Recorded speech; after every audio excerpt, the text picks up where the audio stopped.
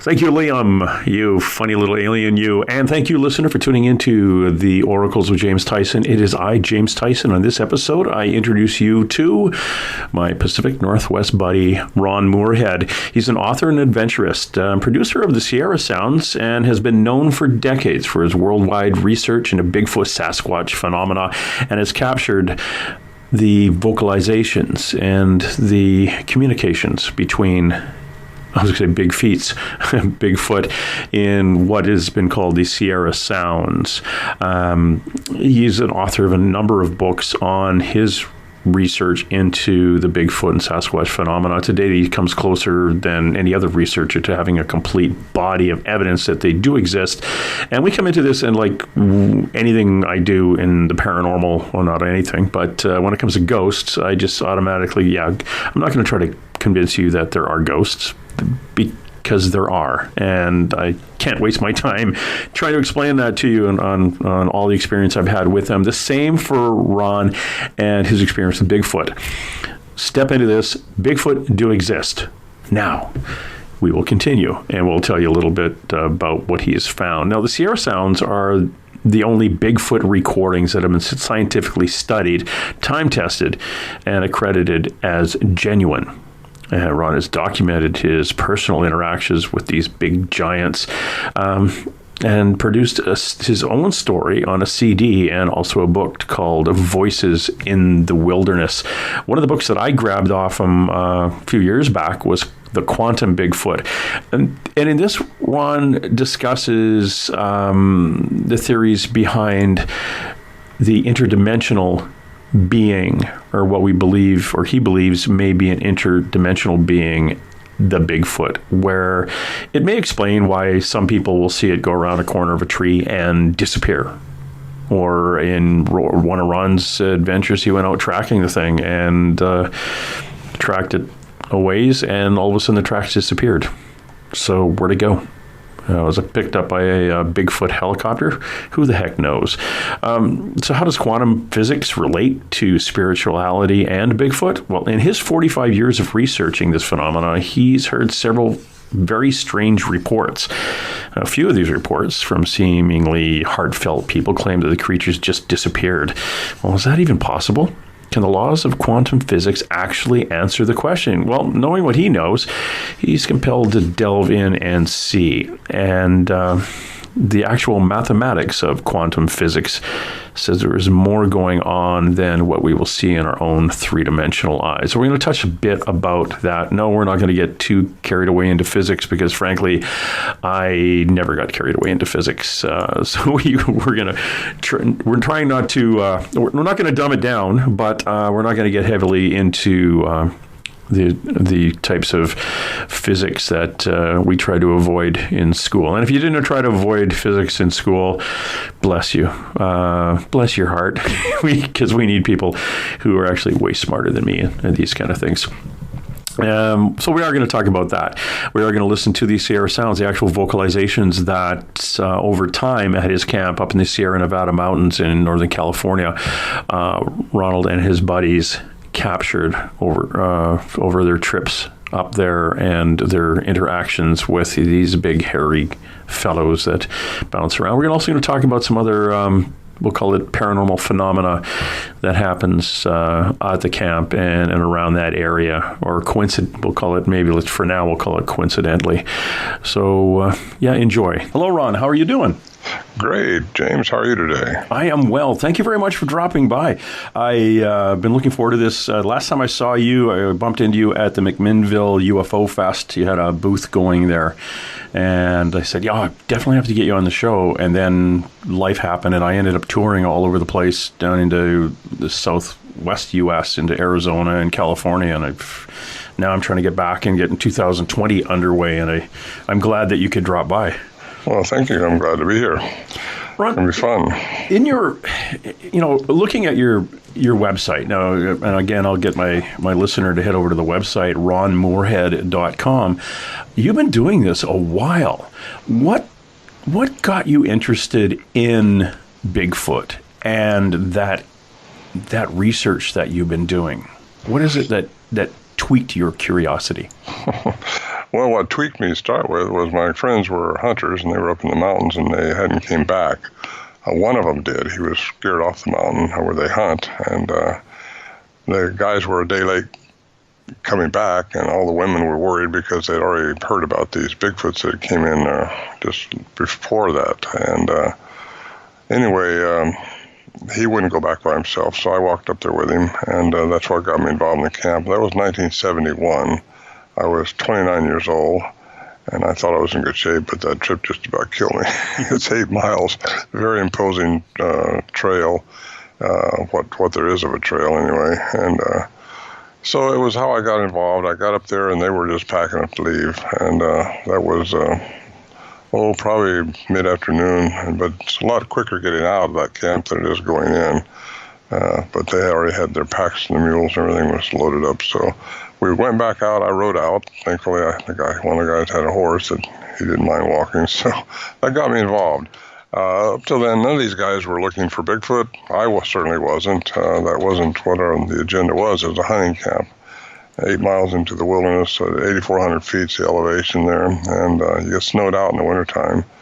This is in Sierra Nevada mountains of California. So I got involved. I got real excited about it because eventually it's just human nature. You want to find out what's going on. These things left huge tracks. I got to see some of the tracks on my first trip in, and it was just exciting. And when I started going back, I got involved with the group that way. And that winter, I bought me some guns and decided I'm going to start hunting these guys. This is like heaven up here. It's really a wilderness. It's you're way back away from nobody. In those days, there's no cell phones. There's no way of contacting anything. You're on your own back there. And it became real adventurous. These things would come around the camp at night, and basically we thought they were.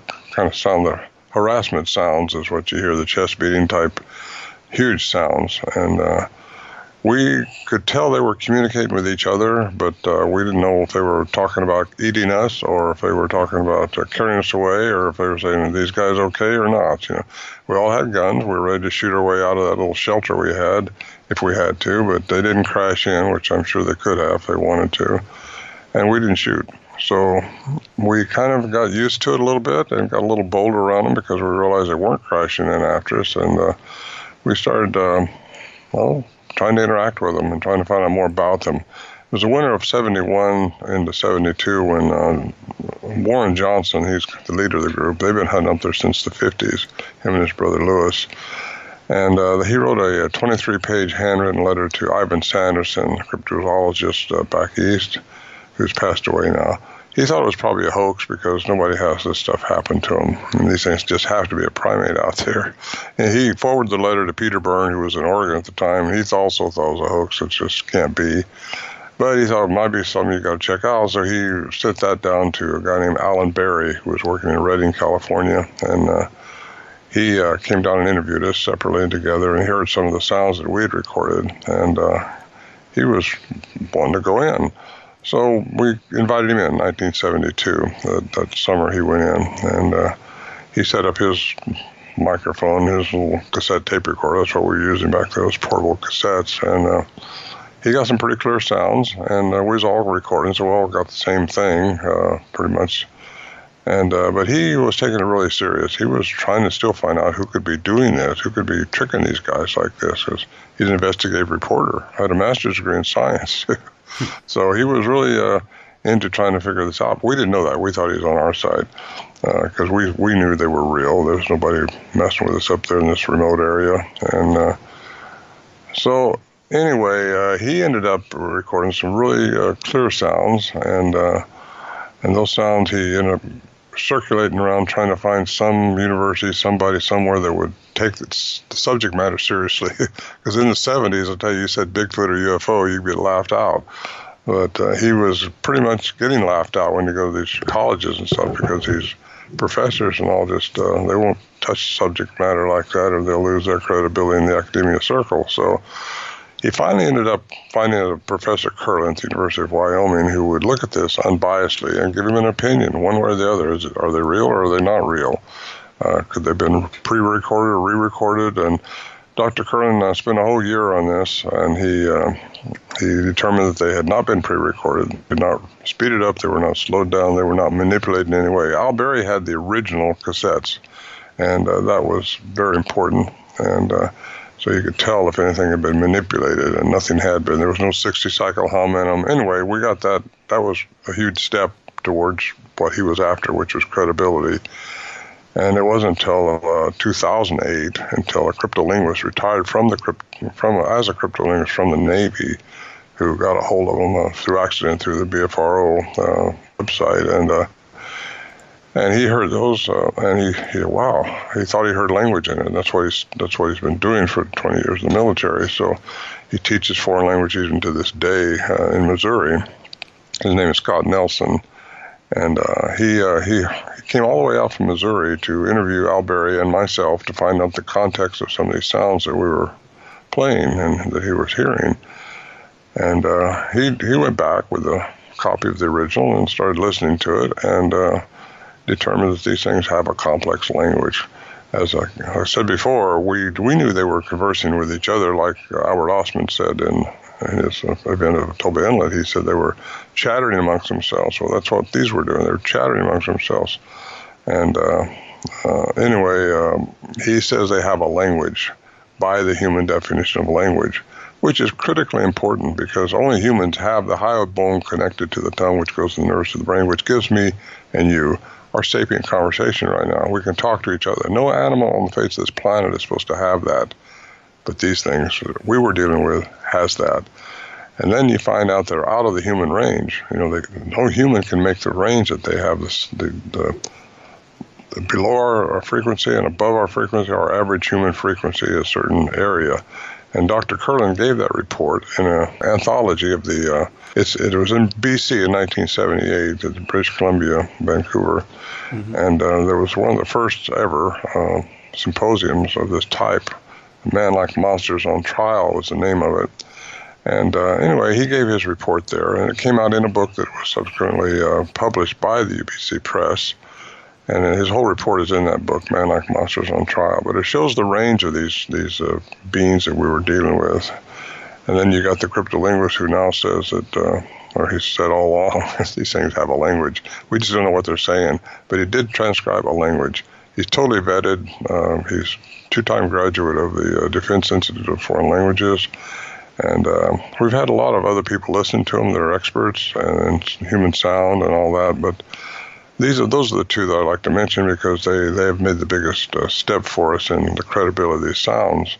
And it seems like that's what you have to have is people who have some kind of a PhD behind their name or some kind of a high education to say that's that, or they won't. Otherwise, it's just our story. And a lot of people have their story, and they're all interesting. But what makes ours interesting, I think, is the credibility and the science that we have behind the study of these sounds.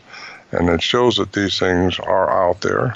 There's no doubt. We don't try to, and I don't try to, at any of these presentations I give, to convince people that Bigfoot's out there. They are. What I came to in my conclusions to it goes deeper, though, because there was a lot of mysteries associated with them up there. A lot of unidentified sounds we couldn't. I don't mean vocalizations. I mean just sounds that you couldn't place, and lights that we couldn't understand, and just things would happen. And I always wondered what in the world could do that. We all wondered that. And so anyway, it drew me into my quantum theory, which I've got now in my second book, The Quantum Bigfoot. And it gets into the way the universe actually works. It seems like here we are stuck with Newtonian physics only. And if you can't see it, touch it, and use your five senses to understand it, it doesn't exist. Well, that's just not the way it is. It's just untrue. There's nothing wrong with Newtonian physics, but it only works for our three-dimensional environment. According to quantum physics, there's 11 different dimensions. We live in just 3 of them. We only see within light's frequency. I got into frequencies and vibration, and Nikola Tesla said, if you understand the universe, think of terms of energy, frequency, and vibration. Well, that's so true. You get down to the most minute level of our existence, we are just energy. And it translates into the mass that we're showing right now in the form of our bodies. But Anyway, I'm rambling on, James. No, Just you're stop me doing and keep fine. me going. One of the things I found when I listen to the Sierra sounds, it sounds to me like they're, and if you can imagine as a kid growing up and imagining what a Japanese samurai would speak like. It was just almost like a guttural, but you could, to the layman, if you ever watched old movies and stuff, when you hear it, it sounds like a language. Mhm.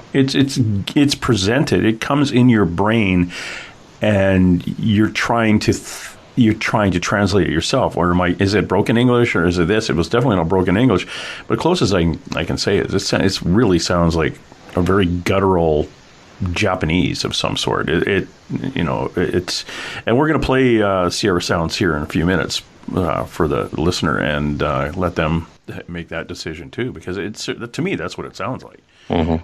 There's a lot of. It sounds like language. Yeah, it is language, but it sounds like a lot of influence from Mongolia area, possibly, because I heard the Mayan language one time, when the actual Mayan language down in Central America, when I was down there doing some research, and this guy who was a Mayan descendant, he kept the language alive, and he started talking to me, and it sounded really much a lot that Asian influence, just like I thought, wow, that sounds like things I've heard at our camp in the Sierras. And I found out from talking to him that the Mayan people actually migrated down from Mongolia. And they know that through DNA studies and the mark at the base of their spine when they're babies. And there's a lot, just interesting how that all came together for me, just in that moment down there listening to him talk, because it does have that fling to it, expression. That's interesting. And in physics, I spoke to a guy named Steve Long. Now this Steve was a kid that just got through. So I think he dropped out in the 10th grade or something. But he was an electrician, and he was working in a place back in the eastern U.S. and was jumping from one. There was two buildings separated by a small space in the roof, and as he jumped from one to the other, he got struck. There was ball lightning kind of amplified in between the two buildings, and it knocked him out. And the guys he was with thought he died. Well, this kid who really didn't like reading came out of the hospital devouring anything he could read on physics, and swears up and down like the physics is wrong. The Newtonian physics is not. It's so elementary. Mm-hmm. And he tries to describe it to me as a layperson, and it's just way over my head. And this is a guy who didn't get past the 9th grade. Mm-hmm. Now he's, from getting zapped by lightning, he floors physicists when he's talking to them, and has interesting arguments with them. So yeah, I kind of wonder what switch got turned on in him by the universe that allows him to see things on a little bit different plane than we do, and that's what in your book Quantum Bigfoot and us being restricted in our perception by what we believe physics is now. Yeah, there's a good example of a guy who's not restricted and open to all sorts of possibilities of 11 dimensions and on. So that's what I try to encourage with people: just keep an open mind, because there's more going on you don't see. We only see within our restricted visibility frequency, and that's what light allows us. And if you look at just what really is out there, you notice every once in a while a camera will pick up something that your eyes don't. And it's because the camera's lens is able to pick up a little broader scope, spectrum than our eyes. And it's just amazing if you start researching. So many researchers, quote-unquote researchers, don't research. They just stick along with thinking these are some kind of ape out there in the woods, and there's nothing else going on, because they were trained when they were in the 5th grade that Newtonian physics is the rule that applies for everything. And nothing wrong with Newtonian physics, but there's more to it, just like there is more to Darwinism. Darwinism doesn't explain how we got our consciousness, how telepathy works, how intuitiveness works, how any of this really works that's inside of us, from the minute level all the way through the macro level. And that's why you have to just step out of the box of Newtonian physics only and realize there's more going on and start looking into it and see what could account for that. Like I say, Al Berry, the investigative reporter we let in there, he had a master's degree in science, and he said, whatever you do, don't talk about the screwy stuff going on up here. He says, just stay with science, and you'll get invited to talk. Well, for a while, him and I, after we got together and became friends, we started giving our lectures and talks at different places, and we always talked about just the sounds themselves and the study behind the sounds and da-da-da-da-da, and let people hear the sounds. We didn't talk about the strange goings on, but I do now. Al Berry passed away. He was a good friend of mine, and we hung out a lot together. In 2012, he went on.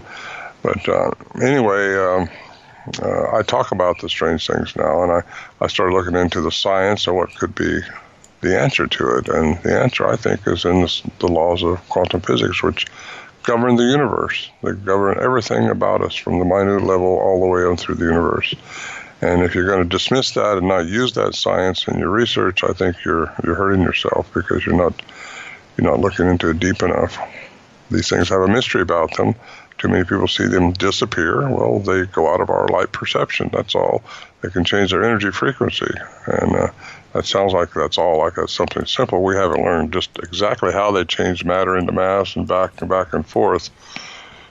Matter into energy and back. But they somehow can do that. I've had so many reports, and for a long time I just discarded those reports as being, these guys are Looney Tunes, And a lot of people call me Looney Tunes now because I talk about it. But the problem they got is I've encountered these things. So many researchers don't have a clue. They've never encountered them. They've never been around them. They don't know. They don't really understand what I'm talking about until something happens to them, and then they open their minds up a little bit. And I try to get all researchers to do that, because without using all the tools available, you're never going to understand what's really going on. And one of the tools is quantum physics, and it's not that hard to understand. You can get your head around it. You can't understand everything, because you'll never understand how far it is to the end of the universe, right? Because we think everything is measurable and predictable. That's Newtonian physics. Everything is material or physical. That's Newtonian physics. Well, that's just not true. It's just not true. It's not untrue in our three-dimensional environment, but if you really want to stretch out and look at everything, there's so much more going on.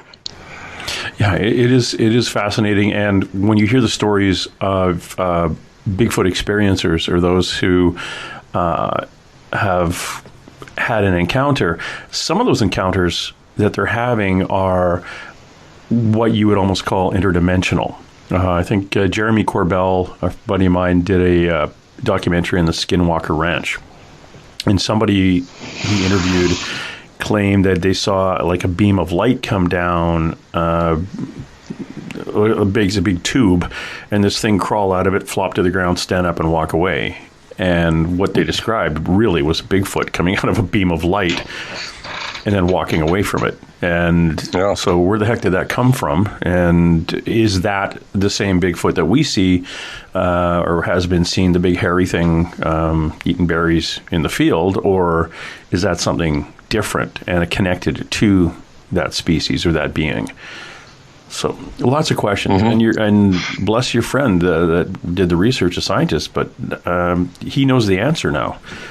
And so, unfortunately, we can't call him. But I used to say that about Jim Mars after telling me about all the JFK conspiracies and stuff. When I heard that he passed, I actually had a little smile to myself, thinking, "Okay, you know the answer now." Yeah, we will. Yeah. Once you step out of this, and according to Stephen Hawking, famous physicist who recently passed away, he said energy can't die. Well, that falls right in with Einstein and these other physicists from 100 years ago. Energy cannot die, and we all are at our most minute level of existence, energy. And that's just a fact. And you can deny that because you can't see it, but it's there. It's absolute fact. So if energy can't die, you just sort of pass on to another form. According to Einstein, you just change forms. I like how you, at the beginning, at the top, you come out and said, well, Bigfoot exists. Okay, now move on. and these are my books, and this is my experience. I do the same thing with ghosts. When people say, like, you're paranormal. Well, I was. I don't need to do that anymore. I know they exist. So let's talk about ghosts and why and why they exist. Well, it's energy. That's it. It's in different places, and some move on and some don't, and some go where they're supposed to when whatever the great plan is. Bigfoot, I think, is the same. It's just it is what it is, and it does exist. You've gone through enough. You've talked to enough people who've experienced them literally face to face, or to hearing them and seeing them at the corner of their eye, to the point where I know Bigfoot exists. You've experienced them, and it's just moving on. Okay, let's go over the what ifs. Just go. Okay, it exists now. What is it? Well, I think, in my little theory here, we're in the third dimensional environment, right? We're all supposed to be moving out of that and supposed to be ascending and getting better as we evolve. Well, we evolve through the fourth dimension and into the fifth dimension, which is unseeable. The fourth dimension, I believe, is plasma. It is the dimension where it's a material like solid, gas, and liquids. It's the fourth element of that. And yet it depends on the heat of it. It will depend on how much of it you see in the fourth dimension, because we can see that's light. Fourth dimension is light, but how much of the plasma can we see? And if these things are changing from the third dimension when they die, I'm talking about a ghost now, and you might see the reflection of their spirit or their embodiment of some type in the fourth dimension of plasma, I call it, and they haven't advanced or accelerated into the fifth dimension yet. Bigfoot, once you get in the fifth dimension, time doesn't exist as we perceive it now. So I think what we're seeing with ghosts and all is the fourth dimension, and it again depends on the heat of the energy itself. It will depend on if you see it or not. But I've talked to a lot of people that see the predator, the predator effect. And I know some of these people very well, and for a long time I couldn't understand that, but I think I can at least get a theory on it that maybe they're seeing in the fourth dimension, and they're seeing the plasma field surround these things with the heat, depending on the heat. And that's interesting. Yeah. So that's why I think a lot of ghosts you see at night. I mean, because also the Earth's vibrational frequency is 7.83 hertz. And I believe most animals are like that. And our hertz, actually, when we get into our alpha, into the theta state of sleep, prior to that, we were in our about 8 hertz. Our bodies reduced down to that when we're not analytical. And I tell people, too, my suggestion is don't be analytical when you're out there. Don't try to set up traps and do all that stuff, because these things are ahead of you already. They seem to know what you're doing. At least they stayed a step ahead of us every time we try to check them, because people say, if you had that much experience, you would have had a picture by now. Well, no, it's not that easy to get a picture. Any researcher knows that. We are very fortunate enough that we were able to capture their sounds and get going with this part of it. So anyways, that's where I stand with Ghost. We did a Bigfoot weekend, call it just an overnight, with a fellow named Thomas Seawood, who has a sea kayaking camp up on the east coast of Vancouver Island. And we set up night vision cameras, and I set up a camera where I didn't tell anybody else where it was, and they were all moved the next day. And we put some cherries up in a tree, and figuring they would come in and maybe take them, and nothing. But there were footprints. There were hundreds of footprints there the next day. And this is typical Pacific Northwest pine needle kind of ground, where me at 235 pounds, if I jumped up and down, my foot went in about a quarter inch, and over about an hour, that quarter inch kind of expanded out again like a big sponge. Well, these footprints were 2.5 to 3 inches in the ground. About 20. The one I cast out was 22 inches long. And they weren't there the day before, and if somebody was out stomping and hammering footprints into the ground all night long, we would have heard them, because we didn't sleep that well in these shacks, and they were only 30, 40 yards, not even that, 10 or 15 yards from where we were sleeping. And they're all over the place. But the cameras had moved. Even the one that I didn't tell anybody else on the team, I set up. And they were all just off an angle away. But the next time we're going to go, definitely going to have to multi-angle this thing with like 10 of them. So at least if one moves, we know who's moving it. But we didn't see. I get one camera looking at the other one.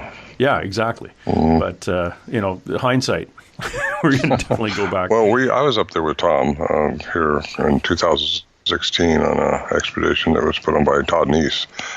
Thomas Seawig got us grouped together. We went up into the archipelagos where he had his sighting.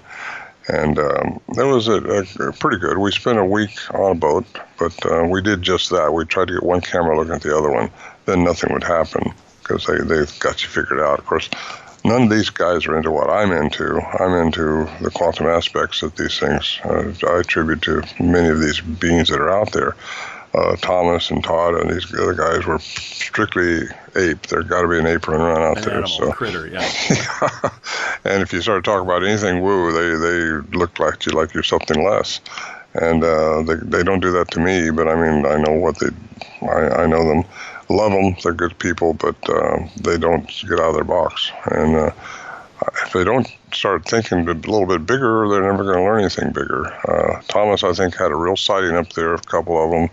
And he took us to that island, and we spent, like I say, a week on a boat. And I mean, we literally lived on the boat. Even at nighttime, we set up thermal cameras and looking to see if we could spot anything messing with the cameras. And then also had cameras looking at each other.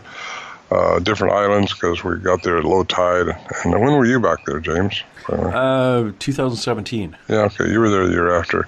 Yeah. And it was exciting, very, very beautiful area and a very hot area because these things have been seen, as you know, swimming from island to island up there. Yeah. And so, no doubt, I think it's Bigfoot country. There's been a lot goes on up there. In fact, that's Toba Inlet's just not too far from there, and that's where Albert Osman was supposed to be kidnapped. And I researched that area one time years ago too with Peter Byrne and a couple of guys, and. Well, that's just hot country, for Bigfoot. Toba Inlet, the place that Thomas had his little sea kayaking place? No, Okay. I don't think so. Well, Toba Inlet's kind of out of the way. I mean, there's nothing there now. It was just a place where Albert Osman got rowed into to do some mining, and supposedly he was there for a few days. Someone was messing with him at night. He heard it, but he thought it was a raccoon or something. He didn't know, but... So he put his snuff cans in his sleeping bag and a couple of other things, and all of a sudden during the night he got picked up and carried away for about 3 hours and ended up in this about a 10-acre bowl, he said, captive by this Bigfoot. And a female Bigfoot was there too, and 2 adolescents. And I don't know how much you know about the story, but it's a very compelling story. It's in John Green's book, The Apes Among Us. He interviewed him in the 50s. This happened to Albert Osman in 1924, so he got interviewed 30 years later, and it's interesting how the story comes. But we researched it pretty thoroughly. We had a helicopter on standby over at Camel River to get dropped into the bowl. How do we have found it? I'm a pilot. I had the plane. I was flying. We were slow flying for 7 hours that day over this whole area, trying to find something that resembled what Albert Osman said he was kept in. Couldn't find it. And we came to the conclusion, we studied it a lot, that he probably wasn't at Toba Inlet. He was in a different inlet. It made more sense to us. And I actually dropped down to 1,000 feet in my airplane just to see if I could see what he said he saw at 1,000 feet when he was camping. And you couldn't see what he said he saw. So I think he was in a different spot. We all agreed to that. I talked to John Green about it a little later on after we'd gone up there, and I said, do you think he could have been mistaken? No, he was in Toba Inlet. He wouldn't give it the time of day to even consider that he might have been somewhere else. But anyway, that's our conclusion, and Peter and I have talked about it a lot. And so, speaking of Peter, he's one of the only ones left. He's 95 and still out there. Jeez, yeah. When you go back to 1922, it wasn't like he was part of a fad back then, like in the late 70s when everybody was out shaking trees and, faking Bigfoot sightings and things like that in the mid-'70s. 1922, that would have been something you probably didn't want to share with people. Well, he turned it in to the courts, to the deputy, did a deposition or whatever it takes there to swear it. And he said he was there for 6 days, so he got to study them quite a bit. That's where you get your information, is from these people that have had an encounter. If you want to believe their encounter, like people should believe me because it happened. I'm just saying that, but we've got evidence that back in those days, you're right, people talked about the monkey man and all that stuff in the mountains, but they didn't have encounters like Osman had, and that was 1924. Actually, the same year that Fred Beck had his incident there at Ape Canyon in Mount St. Helens, where he claims he shot one dead on, and it fell, and they couldn't find the body.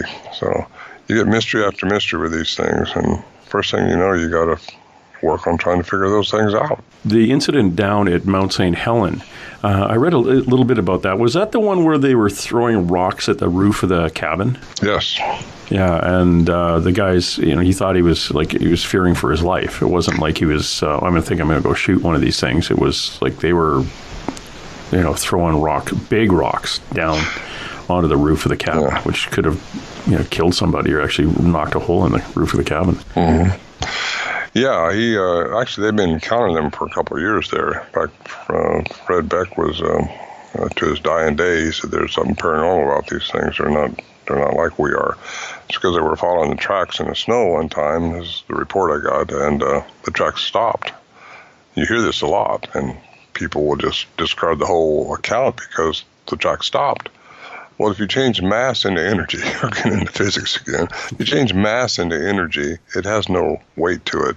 These things weigh a lot. I followed a trackway, and it just stopped up there in the mountains of the Sierras. And these things, like you say, were a couple inches deep. We couldn't even make a print in that dirt. Ground, I should say. It was hard. But it was right after my daughter had a sighting, and we found the trackway, and the trackway just abruptly stopped. I looked in the trees. I looked for boulders I could have jumped to. I looked for wherever it could have went, and it was just a mystery. I got a picture of that in my book, too. When Scott Nelson was there, him and I were having a little venture with the horses and all. So anyway, that whole cross, like the interdimensional being, and I know I touched on this really briefly with you earlier off air, but we had an opportunity to talk to a psychic who had literally an ET come through, like most of the psychics around the world did back in 2014 to 2015. And I said, well, does Bigfoot exist? And the word came back, yeah, he exists. And we talked about a being called an Echo, E-K-K-O is what he said, how it was spelled.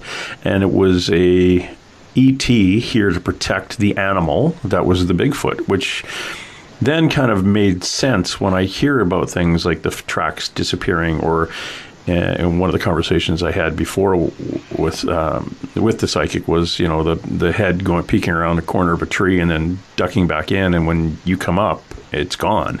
How the heck does it do that? And it kind of deals with the interdimensional, and maybe explained a little bit of why some of them appear to be an animal that is actually feeding, or an animal that is doing all those things an animal would do in the wilderness that we have that exists now, or in this dimension, in this plane, drinking water at a creek, eating berries in a field, like an animal, or a being, a sentient being.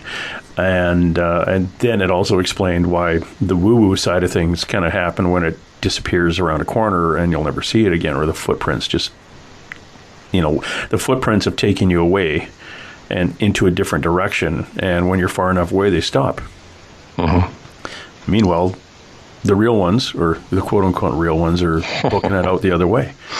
But who knows? Who knows? Exactly. None of us really know. I hear these people say about experts, and I've been called an expert, but I don't feel like I'm an expert. I just know I've been studying for 50 years, so since we encountered them, and we're still encountering things. I was up there in 2018 with David Paulides doing a filming, and that's on that the hunted missing 411, I think it is.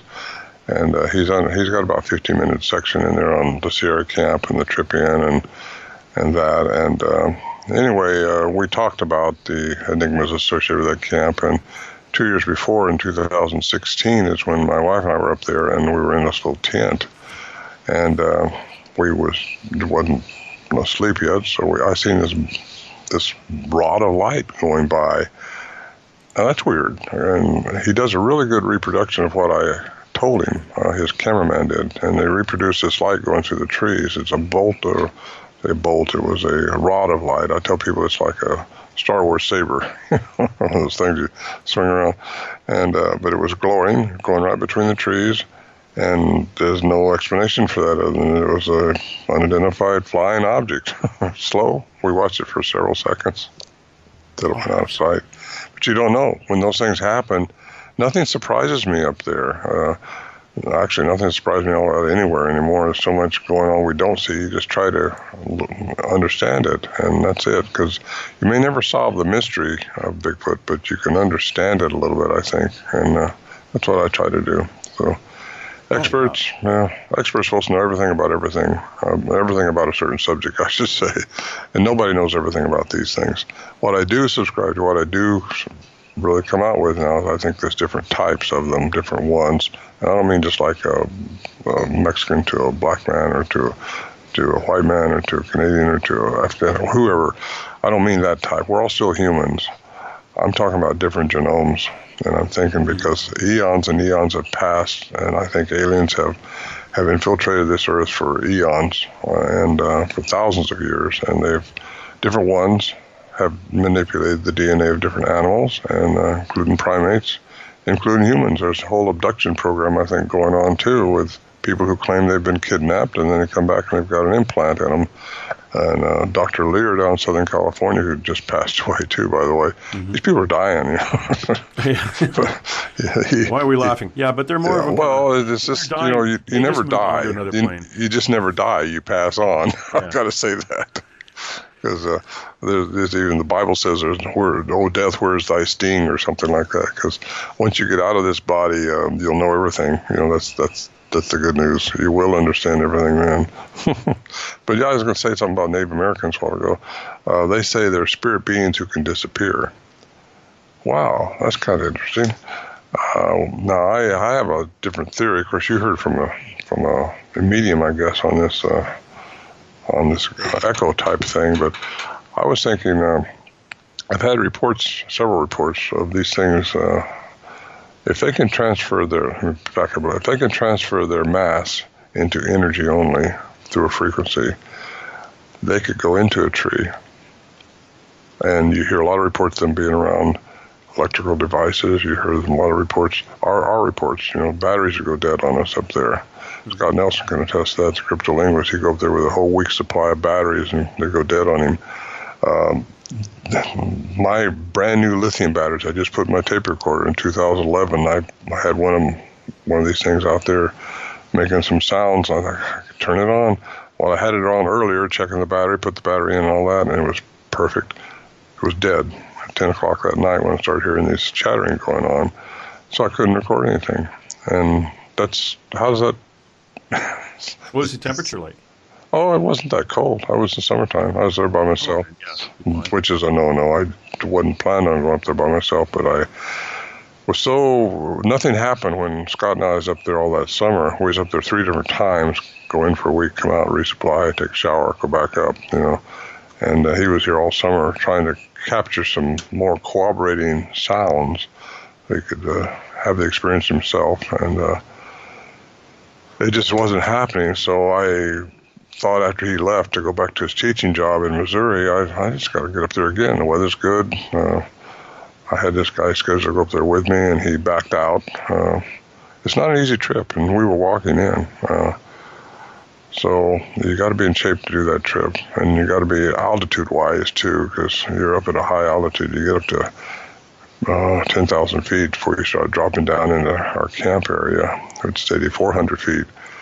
But just the trip alone, I mean, to take horses in is a lot easier, but it's also more dangerous if you don't have a real trail-wise horse. And I mean a high mountain horse. You need one that knows what they're doing. I've had a few broken ribs off that trail. There were times from a horse going off the edge or something, and it can be taxing, really. So much for me taking my helicopter up there and well, actually, bouncing over 10,000 feet in it. Actually, Peterborough, you got a helicopter? No, but honestly, the shape I'm in, it would go out of my way to rent one. Well, Peter and I went up there in a helicopter one time. We got dropped off a couple miles from camp. It's the only place he could stop, and when he didn't want to stop, he didn't stop. He just got down low and said, "Jump out." And, that's what we had to do, and walked into camp. But Peter, it's such a trip. Peter was already getting older, and because we're all getting older, I guess. But he just didn't want to walk that trip in, which he had done years and years before with Al Berry, the reporter we took in. Anyway, we did take a helicopter ride in there once. That made it a lot easier, I'll tell you what. But then we had to come out. But it's all downhill, and sometimes that's not so easy either. You got this pack on your back, and there goes your knees trying to make it through these rocks. Oh, geez, I blew my knee out going into Tom Seawood's camp, and I had a 90-pound pack. Oh, gosh. And I stepped down, and gravity wasn't my friend. I just put a little bit too much pressure on the inside of my knee, and the whole thing, I just went over. Oh, no. And everyone laughed until they had to lift me up and realize my knee was 3 times bigger than it was supposed to be. That hurts. But yeah, it was an adventure. But it was good. We were talking to Ron Morehead. Please go to his website, ronmorehead.com. Check out the About section. Look at the books and audio and see what else he's been up to, and also on his blog. If you want to follow him on Facebook, if you are connected to that, Ronald J. Morehead on Facebook.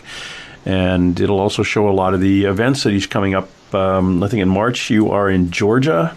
Correct. At the Cherry Log Museum. Is that correct? Yes. You're speaking there. April 4th and 5th, Enumclaw, Washington. You've got a conference. Yeah, just keep an eye on him. See the different conferences he's coming to. Busy in April out in Michigan at a Bigfoot conference. April 17, 18. You're speaking on the 18th. And bouncing around. A lot in Washington State. I think I'm going to come down to one of the ones in Washington there and harass you. Well, you should come down to the one May 2nd. I got one going over here at the in Kingston, Washington, just across from Seattle. And it's at the Point Casino Lodge. And I'm introducing now in my program, because I do talk to MUFON groups, because I believe in the alien connection now with these entities. And I kind of put the dots together in a hopefully coherent way so people can understand where I'm coming from with this. And that's on May 2nd at the Point Casino. And you ought to trip on down here and see that one. That's gonna be full, I think. I would, but I've got a table in Virginia City. Oh, really? Good for you. At Paracon there. A ghost thing in Virginia City, Nevada. Cool. And then the next weekend I'm in Tombstone, Arizona, and then possibly Contact in the Desert, but I haven't confirmed that yet. But I'd love to. If I end up not going to Nevada, then definitely I'll be coming down. I'd rather drive the 3.5 hour or 3 hours down to your event in Washington State than the 14-hour drive to Nevada. And at least I could probably come home on the same day if I go see yours. Good. And again, people, you want to check to see what Ronald's doing. Ronald J. Morehead on Facebook and ronmorehead.com. By the way, that last name is spelled with one O, Morehead. Everybody wants to put 2 O's in there. Oh, yeah. Sometimes I'll say Morehead, but it's actually Morehead. Yeah. Like Morehead. It's fascinating. You've led a very, very interesting life, and it's not over yet, young man. So quit saying you're old. Did I say that? Yeah. I know. You keep inferring, I'm too old to be climbing the... Yeah, maybe you're... this whole Sierra camp could be a little bit closer and a little bit easier to access, but at least you've been there. So I flew over it after the fires in 2018. There's a lot of fires in California. I think 17 forest fires going on. Jeez, yeah. The whole area where we were caught on fire. So we got out just a week or two before it all was encapsulated with fires. I did fly over to in a little plane afterwards, and it looked like there were several acres right where our camp is where the big trees hadn't burnt down. So, like Joe Hauser, my friend at Montana Vortex, he said sometimes he's a wildlife biologist. Sometimes the fire would just underburn, and it looks like that may have happened up there because there's still some trees. So, kind of interesting to hear somebody go up there and give a report on it. There was some. I don't know if you heard about this. It was just thinking about the fires and disasters and things. I was thinking back to a conversation I overheard at the International Bigfoot Conference down in Kennewick, Washington, a couple of years ago. And there was some fellas talking about the Mount St. Helen eruption and a logging crew that came in to start clearing basically a creek that had turned into a raging river because of all the logs jammed up against it. And these guys would come in and clear out all the logs, and they were finding bits and pieces of animal, and one of the pieces of animal they thought was a bear actually was a long arm with a hand on it. Did you hear anything about that? I've heard a lot of stories about that. That's not that specific, but just they've carried bodies off of it, and you don't know what's being made up and what's real unless you. Government, I think, hides a lot of stuff because they don't want us to know about this. And that's what I was going to get into, because this fellow was managing a little local tavern/restaurant not too far from the location. So these workers would come in there for a beer after work and tell them about all the bits and pieces of bodies they were finding, and swore up and down it was Bigfoot. And then the Air Force showed up and took custody of the body parts, put a guard on them, and eventually when they thought they got everything they needed to get, they wrapped them all up and took them out of town.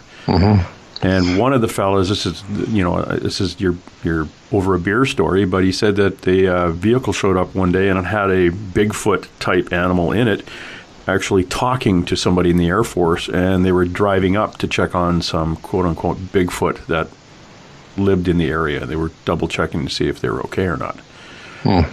So that was kind of interesting. If that was all true, then yeah, the government was in there trying to make sure no bits and pieces went anywhere. And again, is the Bigfoot the guy in the Air Force was talking to was an ET, right? And communicating that way and checking on the other ones and trying to help them out. So. Yeah, it was. Well, I have hardly any doubt. I'm 99% sure the government knows about these things, and it could be because of what I'm suggesting, that they have an alien component to them. And I think there's a hybridization program going on with different types of aliens to enjoy this Earth, which I think is the cream of the crop of the solar system, and it's got everything any species needs just about, except an alien may not be able to survive in it if they're used to a different planet. So they're trying to probably acclimate their species into this environment, and it could be because we're fixing to kill ourselves with all our destruction and stuff that's going on. They need somebody needs to survive this, and it'll probably be Bigfoot if anybody does. They know how. And that's kind of what we, Joanna Banka, the psychic, and I were talking about, was the reason the ET, the Echo, was here protecting the animal, was that animal is actually our base DNA, and if anything happened to the rest of the humans here, aliens would come back and repopulate, mixing with that base DNA again, like they did. My DNA on my father's side was traced back years ago when DNA was a little different than it is now on Ancestry.com, when it actually showed you 30,000, 40,000 years ago. Some people's DNA goes back 70,000 years. Mine went 30,000 years, originating somewhere around where the Suez Canal is now, and then went up over top of Europe and around, and on a 30,000-year walk to the northern part of England, and then on a boat to Canada on my dad's side. But 30,000 years wasn't that long ago, so where was it before that? Does DNA just appear, or good question. Something, or is it a product of two different DNAs. So, or two. What I find unique interesting about what you're saying is the nuclear DNA, which is the male counterpart, is really difficult to extract. Most of the history they do on you is through the mitochondrial DNA, which is the maternal side. Yeah. It takes the female over because that's who produces life, really, for this, for us. And so it should take you back, and I don't, there had to have been a pretty thorough DNA to get the nuclear DNA part of it, and it's a very expensive thing to do. It was, yeah. Yeah, that's where like these geneticists, there's two different geneticists, Melba Ketchum being one, and a lot of people have heard that name.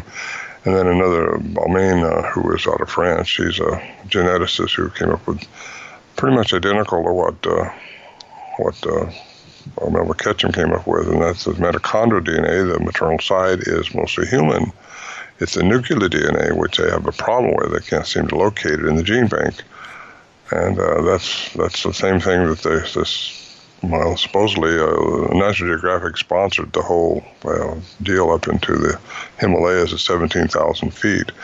And they extracted eDNA, which is environmental DNA, out of a track up there that looked like it was probably a Yeti track. It was a five-toed print walking in the snowy ice. And they was able to extract some DNA from that. And 2 years later, she gave a report.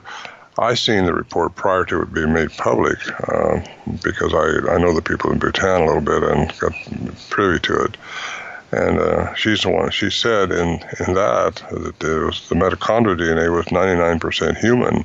It's the nuclear DNA, the male counterpart, that's the puzzle because they don't have it. They can't compare it to anything. That's just about what Melba Ketchum came up with.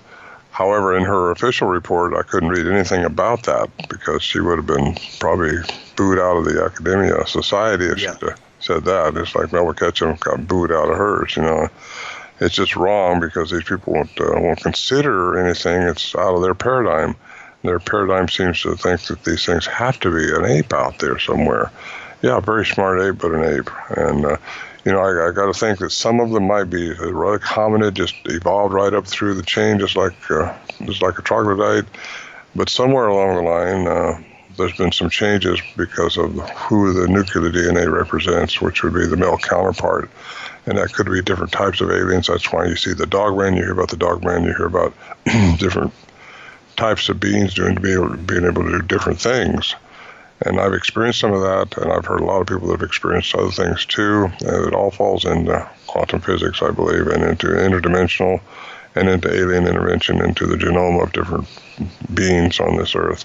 And I think it's to acclimate their species to this climate because they see us, if we don't change our ways, we're going to blow ourselves up here one of these days. Yeah, pretty much. When you say you've experienced some of those things, the other cryptids, what kind of things have you bumped into? Oh, well, let me just get my list out here. I got my little presentation here. Well, just some of the enigmas I mentioned in my program. We've seen, one time, in the daytime, you hear the sound of stampede horses coming to our camp, and that's just not what's happening. You don't see them. A lot of times you hear sounds, but you can't find the source of it. At one time, I heard a tuning fork, sound like a big tuning fork, huge tuning fork, daytime. I'm trying to find where it came from. That was in your camp? Yeah, at our camp. Jeez.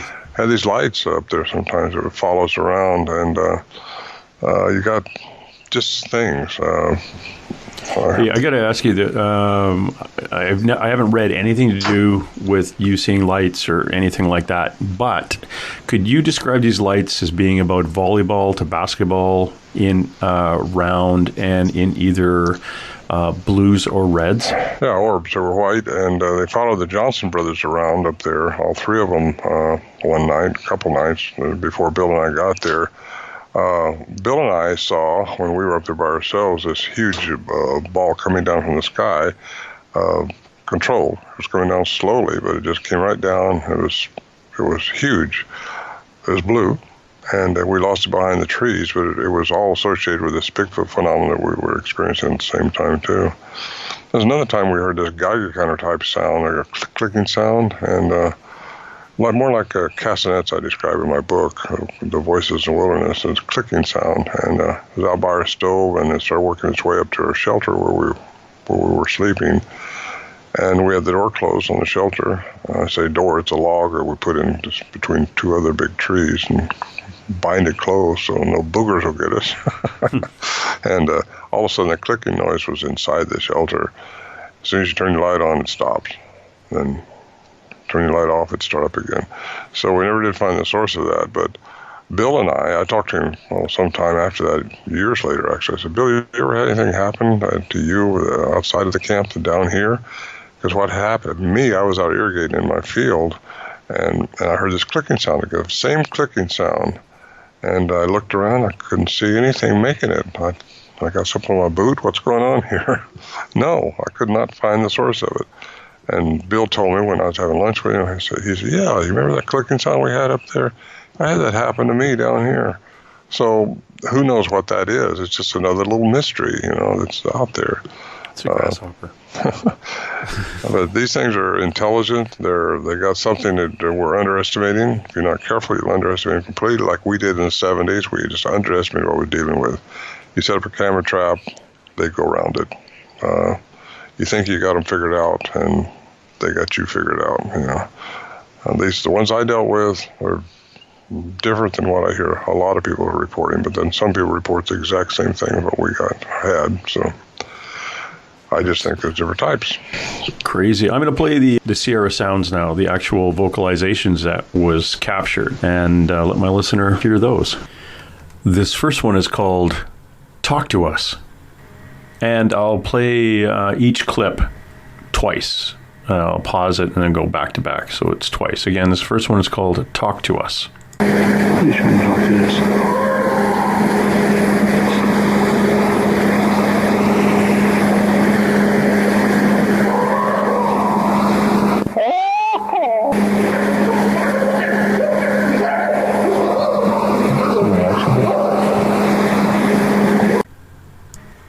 And again.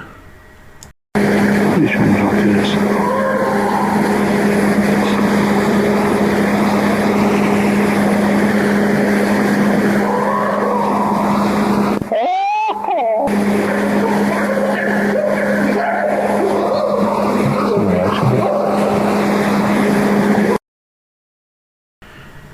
This next two, or it's the same one again back to back, it's called the anguish sequence.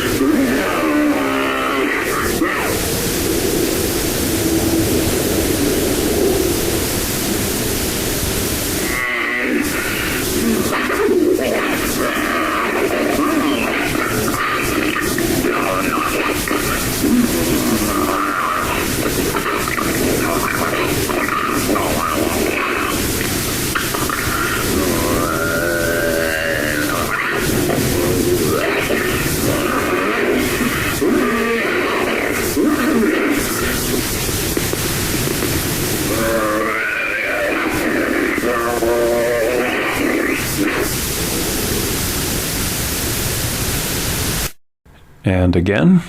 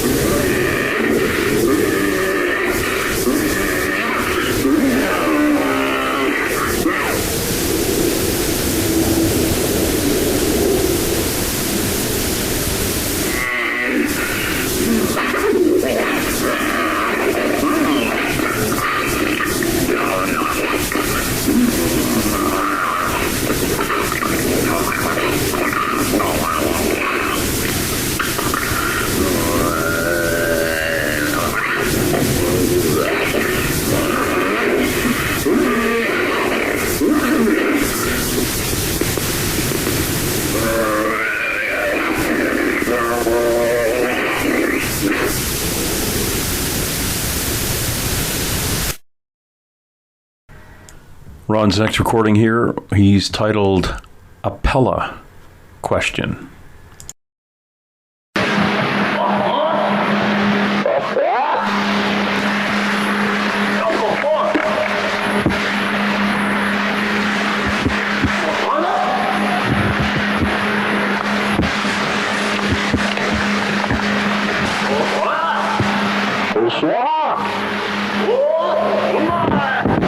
Right there, just seen movement right through there.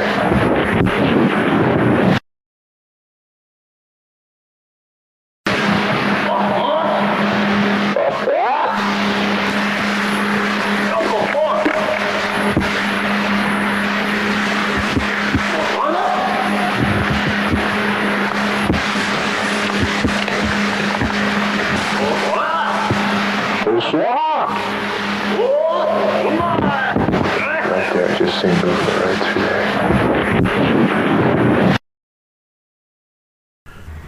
And here's the one that I really remember from a while, or one of the first interviews I've had with Ron. It's the one that basically sounds like samurais. In fact, it's actually called Samurai, and it's a looped one. So I'll just play it once for you.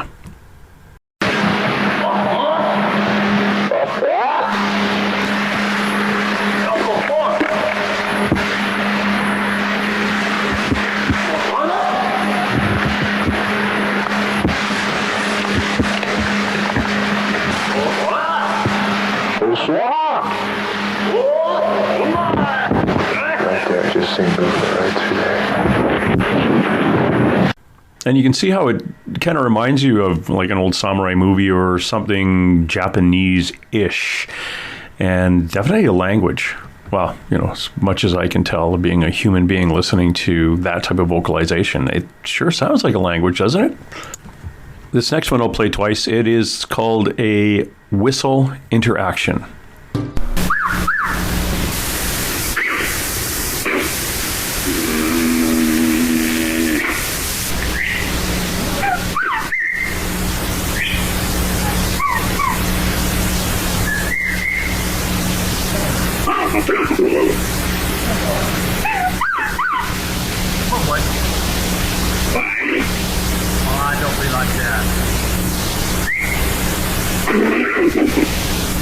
Come on. You're not very sociable tonight now. Come on down. Okay, I'll go back in.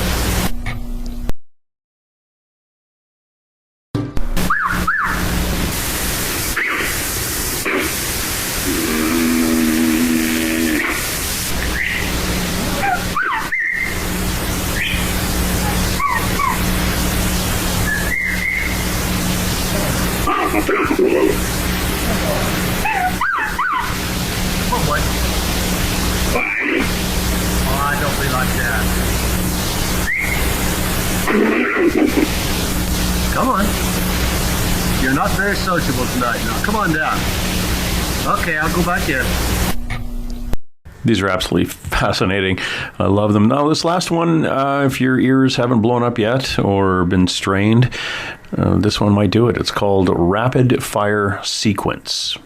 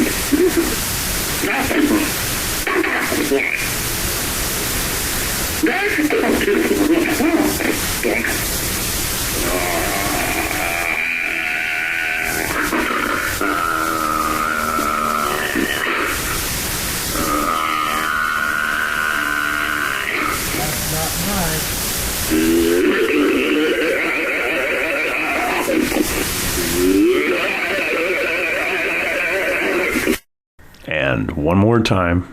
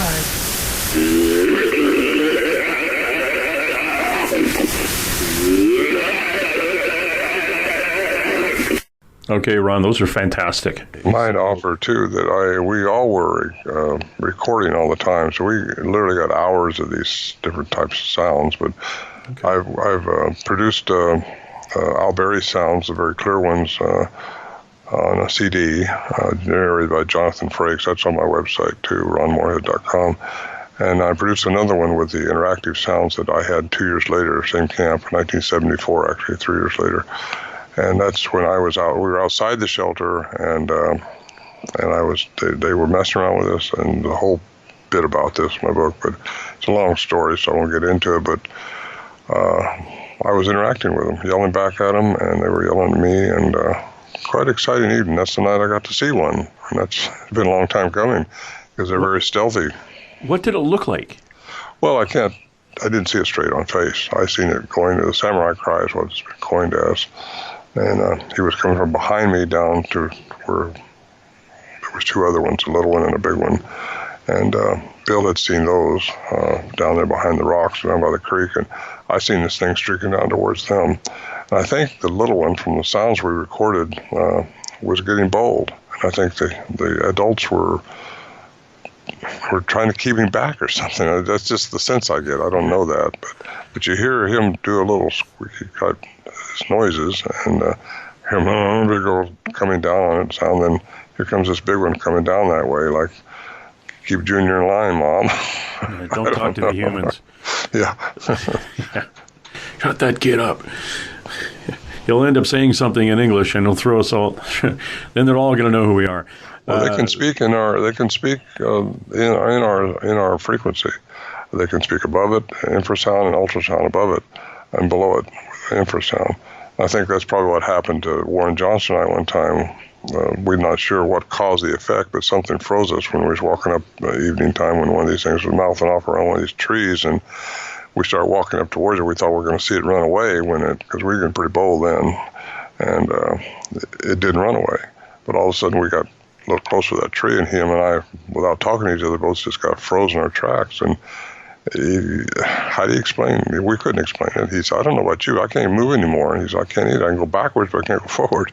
And that's what was happening. I brought this up to Leroy Fish, who was a wildlife biologist who passed away now. He's a BFR curator at the time. And he said, I don't want to hear about your fears. And I said, it wasn't fear. We weren't afraid of it at that time. We were really wanting to see one of these things and know more about them. And all of a sudden we were just froze. And he suggested infrasound, because that's what large animals can do, to freeze their prey or to communicate over long distances. Elephants would do that, and tigers would do it, large tigers, giraffes do it. So why not Bigfoot? If they have this frequency range, which they do have, we've established that through Curlin's report, the range they have is so superior to what we can do. I've been told they must have more than 2 vocal cords, and if that's the case, that would give an account for these different sounds we were hearing. One time I thought I heard a car door slam outside the shelter. Now, come on, we're 8 miles into the wilderness. That's not happening. But something made us hear that happening. So, what's doing that? They got a ability about their vocal mechanism to make just about any sound they want to make, which gives them a really good up on hunting. They can. Oh yeah. I've heard them call coyotes, and you hear coyotes, a bunch of coyotes answering, and anyway, that's probably how they hunt too. Or, they could also use that as, oh crap, he heard me in the bush here. I'll think I'll make a sound like a rabbit or a coyote or a bear. Yeah, what gives them away, James, is their amplitude. Their sound is so huge. So loud. Yeah. It's not like a bird chirping. It's like a 400-pound bird chirping, One time I thought we was listening to an owl up the ridge a little ways, and my daughter and I were just there by ourselves, and I thought I'll turn my tape recorder on. I turned it on, but the speaker thing was on, and it made a squealing noise. Well, the owl sound we thought was an owl turned into Bigfoot chatter. So it was making an owl sound for what reason, I don't know. They toy with you. I got to say that too. I think they were toying with us a lot up there, but we were there seriously trying to figure it out, and at least Al Berry was. We was having fun with it, the other guys and I, and we were hunting too. So, and I'm talking too much probably, but... Wait, you mean during an interview? No, you're doing fine. Keeps you from having to ask me questions. I don't know. I'm interested in what you have to say. When I was up at Thomas Seawood's place, we heard the whoop. Mm-hmm. They hear the whoop at you, and we're thinking, okay, maybe it was just an owl. But we're, the 6 or 7 of us, we're all in the one place, and we heard this off in the weeds. And this is another place. It's not as bad as yours, but we drove 2 hours north of a town, a very small town, on a logging road past 2 wonderful elk herds, and then had to hike in half an hour, 45 minutes down to the coast. And it wasn't like, okay, we're going to sneak into their camp and make Bigfoot sounds just to screw with them. Yeah, nobody was down there other than us.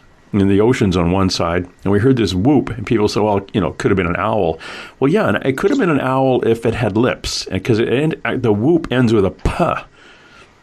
Oh. And there's no animals out there that are going to make a whoop sound and then end it with a puh, like puh, like the lips coming together. So that was fascinating. Absolutely fascinating. It makes me, and that's the other thing too. I was talking to the guy who did the documentary Bigfoot Girl there, and we want to go back, but not just an overnight thing. We want to spend a minimum of like 3 nights there, and come in extremely well prepared with audio and multiple digital cameras and full spectrum cameras and the whole bit to come in and try to cover this thing off a lot better than we did the first time. But that good luck sounds with that. Fascinating. Yeah, they can make those sounds like whatever they want, but it's like I say, it's the amplitude. It's how loud it is more than it is the sound itself. Yeah. The whoops I have recorded. I've got those on my second CD. The different types of whoops have different intonations, and I think it's their way of singling another one without actually saying something. They can whoop certain ways at certain times, and single to another one about your presence or what they're going to do. I think they have a code figured out. Have you got these sounds in, I think it's Voices in the Wilderness, which is your book where hold on, you have an audio book, I think.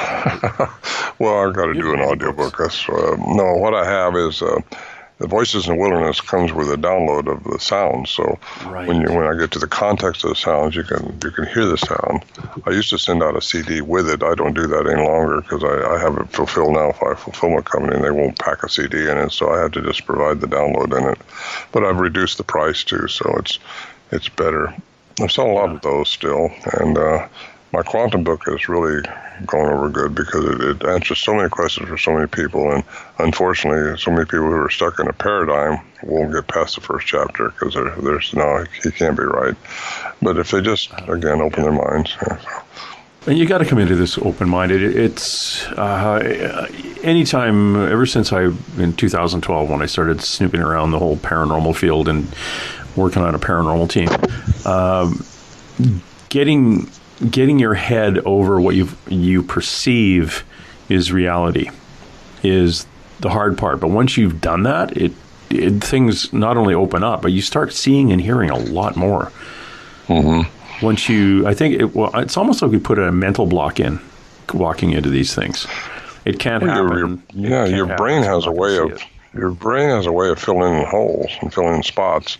It's called confabulation. And you can only fill it with things that you know about in your brain. And until you get new information in there, you won't ever fill it with anything else until you get the information.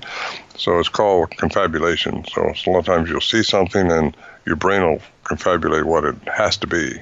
And that's just the way our brain works. So you're onto it there. Just, Thomas will, the man's full of history, as you know. He's full of lots. You got to put the history out. He's okay. He's looking for an ape in the woods, and unfortunately, I think he's got to step up a little bit. Just think a little bit more. Could it be something more?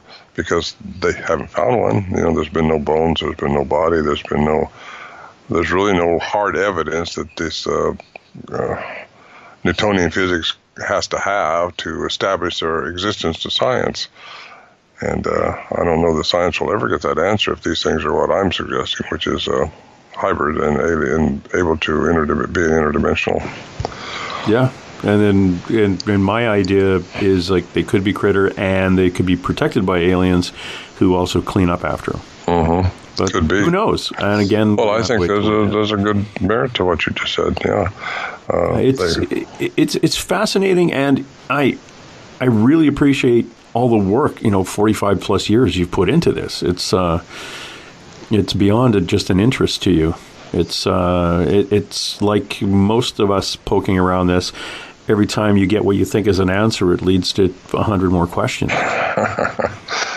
Yeah, I've been at it a while. I'm one of the old timers, but it's been a lot of fun. That's what I do now. That's all I do. I retired from business several years ago, and so I've been around. I've been in South America a couple times with short expeditions. I've been into Nepal, Russia, Siberia, just searching for answers to what all these things that are reported worldwide may have in common. And the elongated skulls down in Peru is what I was studying down there with these scientists, and seeing if they had any connection to the sagittal crest that's so often reported on Bigfoot up here. And it seems like they do. The Incas had stories of warring with the Maya and the Aztec in Central America. Then you got them telling stories about warring with giants in the north, which puts it into up here. And then you got the Lovelock Caves where the Paiutes supposedly warred with 8-foot red-haired giants that were cannibalistic. And you've got minaret skull. You've got so many things that people just need to start studying. That's what I've done, and that's what I suggest anybody do, and it'll just open your mind up a little bit. And if anyone wants to get a hold of your book, just go to your website, ronmorehead.com. Yes. And click on books and audio down to all products, and it'll show you the books, The Quantum Bigfoot, Voices in the Wilderness, one in color and one in black and white. Mm-hmm. Get the color for the one in black and white. Those are colorable. Yeah, I send out the color ones from my home here because most people buy the cheaper one because it's the only one on Amazon. There's the less expensive one because I don't put a CD in it, but you do get to download sounds on both of them. So anyway, it's been quite a relief for me to get someone to fulfill those for me instead of me having to package them up every day. Yeah. Even though for every dollar Amazon charges, you get 10 cents or something. Oh, it's terrible. But at least my whole idea of this thing is I've been pretty well off most of my life as far as being able to travel and do different things. So it's not the money that I've ever been after with this, even though now I feel like, I need to get something back from it, from my work that I've put into this, because I spent a fortune chasing this mountain gorilla, or what you want to call it. Mm-hmm. And so I do make a little bit on the books, even though Amazon sells them for me and packages and sends them out. But it's the information out, and that's what I want. Because if you don't do anything else at your life, you want it to count for something and mean something. And we're not going to live forever, but I'm getting older. I'm 77 now, and still enjoying life. But it's... Heck, you just got married, didn't you? Oh, I've been with this lady for 6 years now. Yeah. Oh, okay. Not like got her at 71. What the heck? No problem. Yeah, you're in the good life right now. I'm going to make sure that everyone gets a link to your website when I post the show. And I really got to thank you for taking the time today and dropping by and saying hello. Well, thanks for asking me. I appreciate it. It's a lot of fun. Thank you, Ron. Ron Morehead, please go to his website, ronmorehead.com, or bounce over to Facebook. If you have Facebook, Ronald J. Morehead. That's Morehead. Thanks again, Ron. Thank you, Jamie. While you sleep all alone.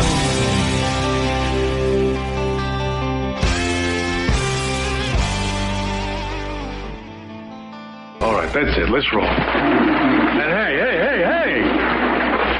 Let's be careful out there. Far over the snow, what are those voices? They sing as they go, what are those voices? Look up for the mountain.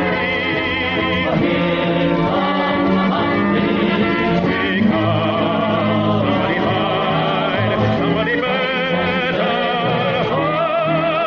hide on through the hill, like a pack of angry wolves on the trail. We are after you, dead or alive. We are out to get you, dead or alive.